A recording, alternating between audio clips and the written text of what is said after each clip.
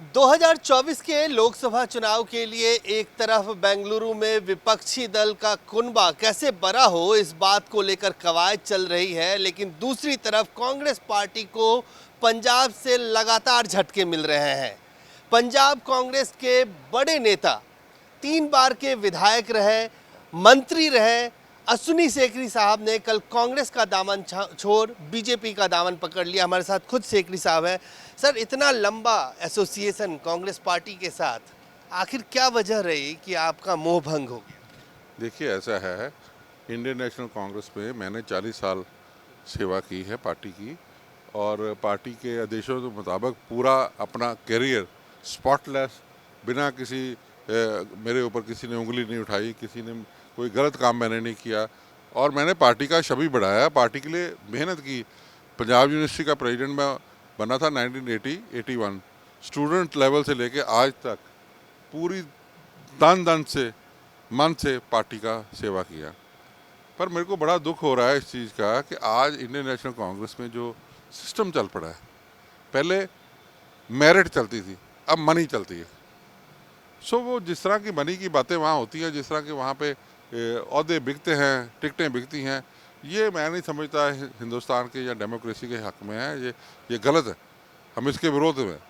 हम लोग चाहते हैं कि आप जो लोग भी सेवा में आए वो खुद आके सेवा में रहें, ना कि वहाँ पे तजारत हो, ओहदों की तजारत हो, पोजीशनों की तजारत हो, और फिर पोजीशन लेके जो पैसा आपने खर्चा है, अगर किसी ने करोड़ों रुपए लगाया है तो वो रिकवर करेगा, तो गलत मीन से करेगा, तो वही तो करप्शन का जड़ है देश में से। ऐसी चीजें आपने देखी? क्योंकि देखिए, आपके बारे में हम लोग भी कांग्रेस पार्टी लंबे अरसे से कवर कर रहे हैं। आपको एक लॉयल सोल्जर माना जाता था, काफी लंबे अरसे तक आप रहे। ऐसी कौन सी बातें हुई जिसकी वजह से आपका मन टूट गया, लगा कि ऐसे फैसले हो रहे हैं, ऐसे लोगों को तरजीह दी जा रही है? देखिए, पिछले 10 साल से जो पंजाब कांग्रेस है ना, पीपीसीसी, इसमें ना एक ग्रुप ने, एक गैंग ने कब्जा किया हुआ है। किसी की बात सुनते नहीं, अपनी मर्जी करते हैं। यहाँ तक कि राहुल गांधी ने अगर कोई आदेश दिया हो, जनरल सेक्रेटरी इंचार्ज ने, जो हमारे जनरल सेक्रेटरी इंचार्ज थे, उन्होंने कोई आदेश दिया, हमारे सामने आदेश दिया, वो भी नहीं माना गया। अध्यक्ष कोई बात करते थे, वो भी नहीं मानी जाती। पर जो कॉकस है, जो ग्रुप बन के बैठा है वहाँ पे, जिसने वहाँ पे एक कब्जा किया हुआ है, उसकी बात चलती है, लीडर्स की बात नहीं चलती। कौन है कॉकस? अब तो आप पार्टी से बाहर हो गए, अब तो आप नाम लेके खुल के बोल सकते हैं कि कौन लोग पिछले 10 साल से कॉकस बना के पंजाब में चला रहे हैं कांग्रेस? देखिए, उचित नहीं रहेगा, पर मैं, सारी जनता सब जानती है, याद दिलाना चाहता हूँ, ये वही लोग हैं जिन्होंने पहले कैप्टन अमरिंदर सिंह की सरकार हंडाई है, और उनकी पीठ में छुरा भी इन्होंने घोंपा। फिर जाखड़ साहब को जब अध्यक्ष बन रहे हैं, तो जाखड़ साहब की प्रदेश कांग्रेस की सारी सत्ता उन्होंने एंजॉय की, उनका मिसयूज़ किया, और फिर उनके खिलाफ पीठ में छुरा घोंपा। वही लोग आज, जब कांग्रेस को इतनी बुरी तरह हराने वाले जिम्मेवार हैं ये लोग, कि कांग्रेस को आज इतनी कम सीटें मिली हैं और आपकी सरकार बनी है, यही नहीं, जो पावर में थे इन्हीं की जिम्मेवारी है ना, सरकार में भी वही पावर में थे। और तो कैप्टन अमरिंदर सिंह थे, जाखड़ साहब प्रदेश अध्यक्ष थे। सुनिए, नहीं, मैं कहता हूँ जी, ये इनकी नहीं चलती थी, ये मेरे सामने की बात है, चलती इन लोगों की थी, जो मैं कहता हूँ एक गैंग बन के, ग्रुप बन के बैठा हुआ है ना जी। वो दिल्ली में या पंजाब में? पंजाब में ही जी। दिल्ली वालों को भी नहीं सुनते। राहुल गांधी की मैं कहता हूँ नहीं सुनी, मेरे सामने, मैं प्रत्यक्ष प्रमाण हूँ कि राहुल गांधी जी ने कोई आदेश दिया जनरल सेक्रेटरी इंचार्ज को, वो उन्होंने नहीं सुनी, और वही कॉकस आज पंजाब की कांग्रेस को कब्जा करके बैठे हैं। ये लोग जिम्मेवार थे, बजाय के इंडियन नेशनल कांग्रेस इनको हटा के नए बंदे आगे लाते, वही उनके पावर में। फिर जो राजा वरिंग हैं, वो तो एक, समझो कि एक अध्यक्ष है, चलाते तो यही लोग हैं, उसकी बात कौन सुन रहा है? कोई नहीं सुन रहा। लोग कहते हैं कि राजा वडिंग से आप नाराज हैं, लेकिन आप तो नवजोत सिंह सिद्धू जी के करीबी माने जाते थे।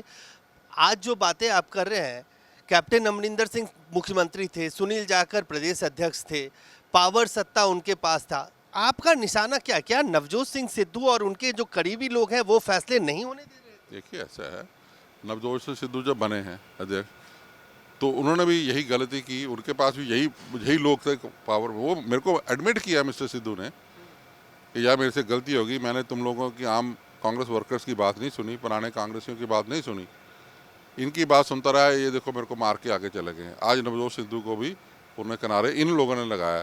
और नवजोत सिद्धू जो हैं वो अपना इश्यूज लेके चल रहे हैं। देखिए मेरी जो जहाँ तक बात है, मैं आपने सवाल पूछा कि अश्विनी सेखरी ने कांग्रेस छोड़ के बीजेपी की तरफ हाथ बढ़ाया, उसमें क्यों गए हैं।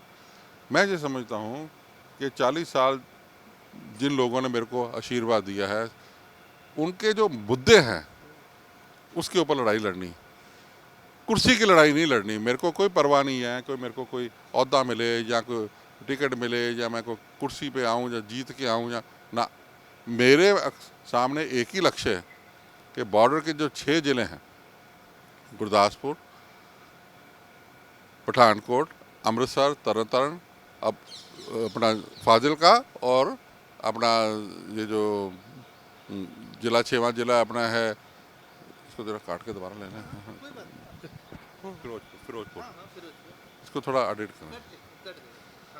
तो ये जो 6 ज़िले हैं, फाजिलका एंड फिरोजपुर, ये सारे ज़िलों के जो लोग हैं सबसे ज़्यादा पिछड़ गए। एक तो पंजाब पिछड़ गया, पंजाब पिछड़ा है, और पंजाब में सबसे ज़्यादा पिछड़े कौन से लोग हैं? ये 6 ज़िलों के। घर घर में कोई ऐसा घर नहीं है इन 6 ज़िलों में जहाँ पे बेरोजगारी नहीं।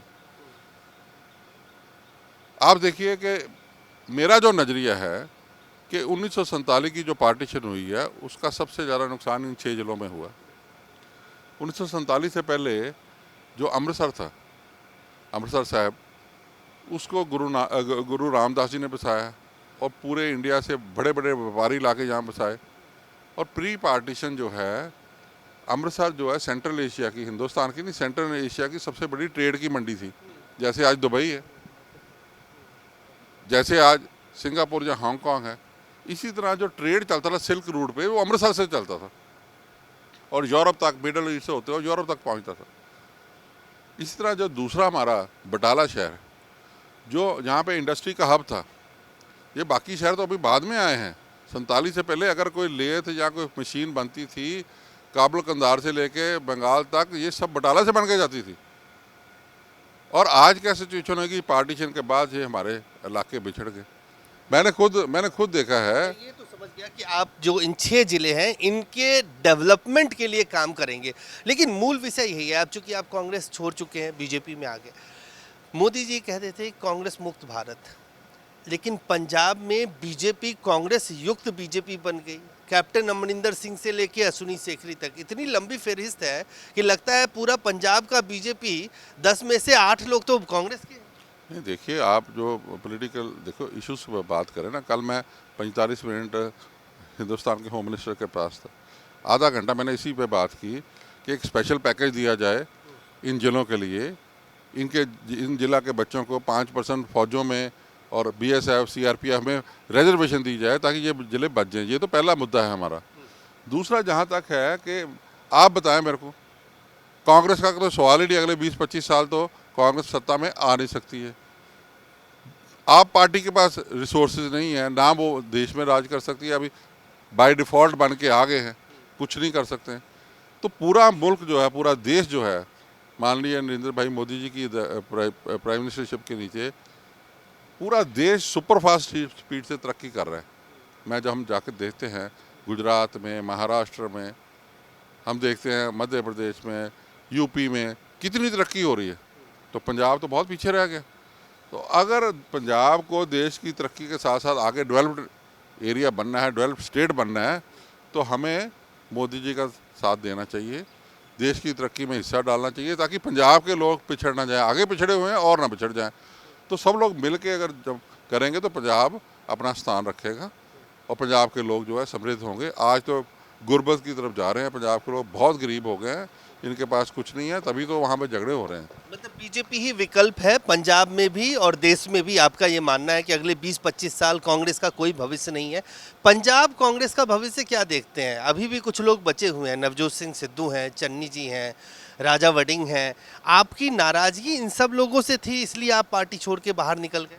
नहीं, मेरी नाराज़गी तो इनके काम करने के सिस्टम से है। ये कांग्रेस जिन सिद्धांतों पर खड़ी हुई है वो सिद्धांत खत्म हो चुके हैं, समझे ना आप।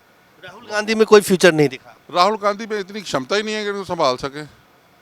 भाई अगर उसमें क्षमता होती तो इतना बड़ा अपॉर्चुनिटी मिला है, सोनिया जी ने 10 साल देश में कांग्रेस का राज रहा है, उनको मौका दिया, उनसे संभाला ही नहीं गया।